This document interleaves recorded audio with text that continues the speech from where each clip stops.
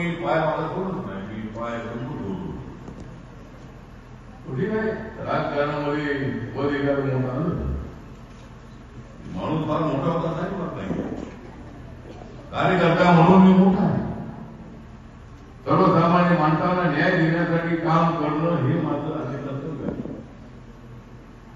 गोरगरिबांना न्याय देणं, दलित समाजाला जसा न्याय मिळाला पाहिजे तसा मराठा समाजाला न्याय मिळाला पाहिजे, बहुजन समाजाला न्याय मिळाला पाहिजे, अल्पसंख्याकांना न्याय मिळाला पाहिजे, यासाठी संघर्ष करणारा मी कार्यकर्ता आहे.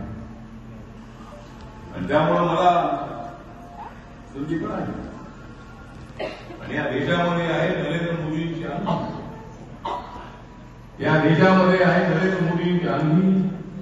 का मिळणार नाही मला मंत्रिपदाची संधी? बऱ्याच लोकांनी केली होती मला बंदी,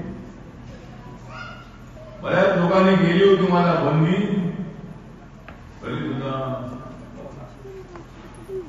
माझ्या जीवनामध्ये आलेली आहे मंत्रिपदाची आंधी.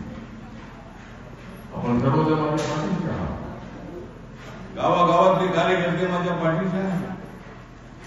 मी मोठा अजिबात नाही आहे, आपण सगळेजण माझ्या पाठीमाग असल्यामुळं माझ्या नावाला एक आणि कॅन्सरच्या काळामध्ये आम्ही दलित आणि प्रवर्गाला जोडण्याचं काम केलं. जसं दलितांना आरक्षण मिळते, आदिवासींना आरक्षण मिळते, ओबीसींना आरक्षण मिळतंय, त्याप्रमाणे मराठा समाजाला आरक्षण मिळालं पाहिजे ही सर्वात पहिली मागणी केली. मी सर्वात अगोदर ही मागणी केली आहे.